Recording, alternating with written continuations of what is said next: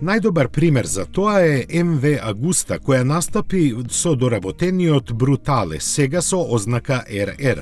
Овој врвен моторцикл доаѓа една година по појавувањето на ексклузивната серија Оро, од која се разликува по некои специфични детали.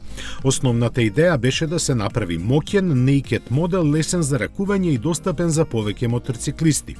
На нивно воодушевување, бидејќи го има истиот мотор со 208 конјски сили, но место 43 чини 30.000 евра. Инженерите на МВ Агуста го зедоа в предвид и дизајнот, ставајќи специфичен фокус на аеродинамичните решенија. Такви се крилата поставени покрај радиаторот, кои имаат значајна улога при екстремни брзини. А колкави се тие покажа стимулацијата што беше демонстрирана на штандот на славната италијанска марка. Априлија е уште еден италијански производител кој повеќе грижа посветува на својот имидж отколку на комерцијалните достигнувања. Дел е од групата Piaggio, иако неговите моторцикли автентично настапуваат на пазарот.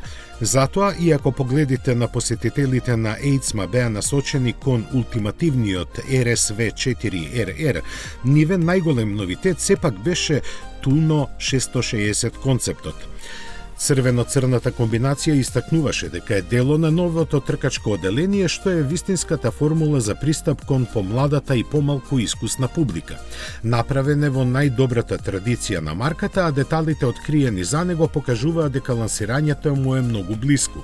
На штандот на Априлија се појави и финалната верзија на RS660, која е значајна по тоа што е прв моторцикл базиран на новиот двоцилиндричен паралелен агрегат со таа зафатнина. Има округло 100 конјски сили. Рамката и задната вилушка се потполно нови, а електриката врвна. Желбата е со него да се редефинира сегментот на средно големи спортски моторцикли, заради што ќе донесе ново ниво на префинетост на перформансите.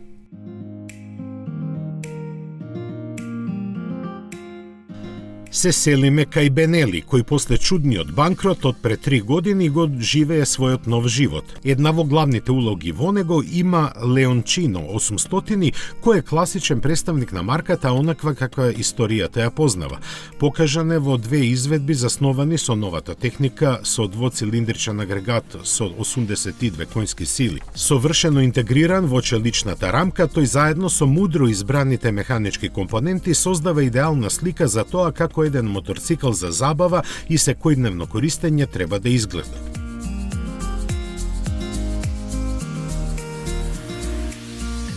Дукати како незаобиколен дел од EICMA ја покажа комплетно обновената гама. Како и секогаш, техниката имаше приоритет, поле на кое предничат Panigale V4S и V2.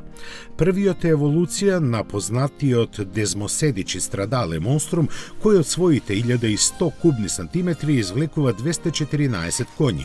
Естетскиот дизајн крие доста важни технички надградби, кои ќе му ја загарантираат неофицијалната титула за најпосакуван моторцикл. Има и нова аеродинамика која придонесува за возните својства при брзини на 200 км на час. Повеќе од тоа за него не треба да се каже. Лудо настапува и помалиот Panigale V2, кој е направен да одговори за поширок круг моторциклисти. Но не секој ќе може да ги скроти неговите 155 коњи. Помошта за тоа доаѓа во вид на алуминиумската двојна задна вилушка и новата генерација електроника од Panigale V4.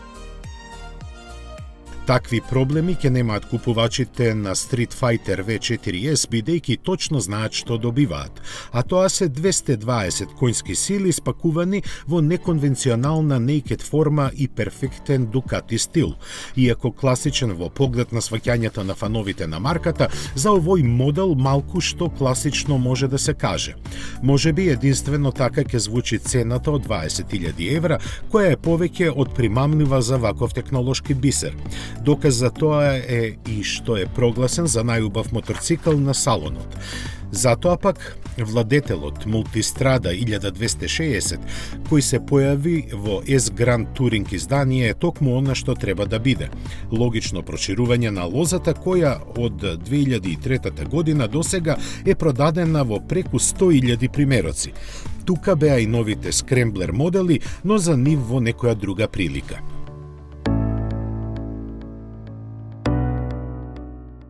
Во една таква атмосфера новитетите на јапонците делуваат како млака вода. Посебно оние на Сузуки, од кои единствено се истакнува 650 и 1050 верзиите на V-Strom.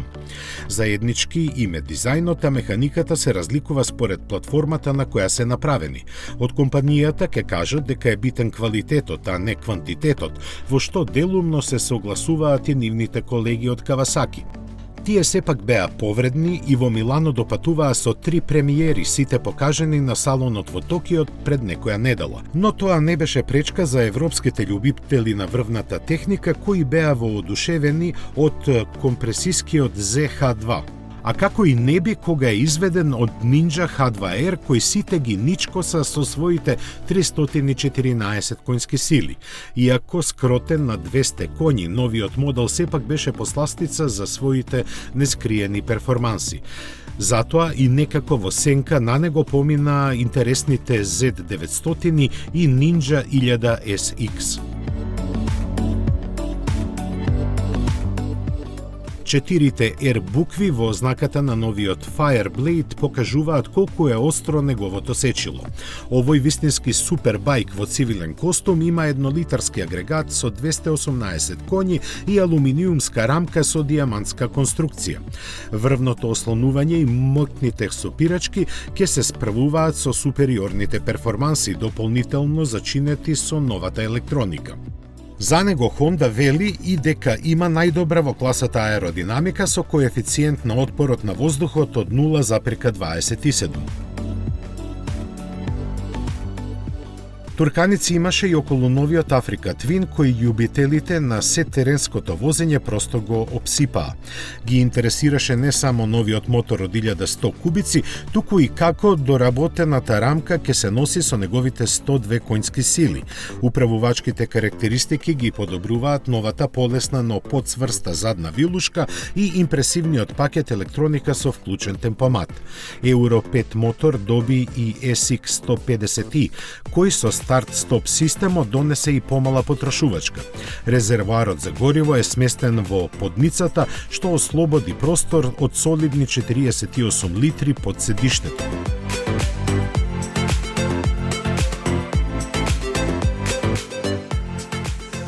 За нијанса поинтересно беше кај Yamaha, каде беа изложени навистина многу новитети. Поголем дел од нив беа само подобрување на постоечките модели, што со резерва може да се каже и за T-Max 560.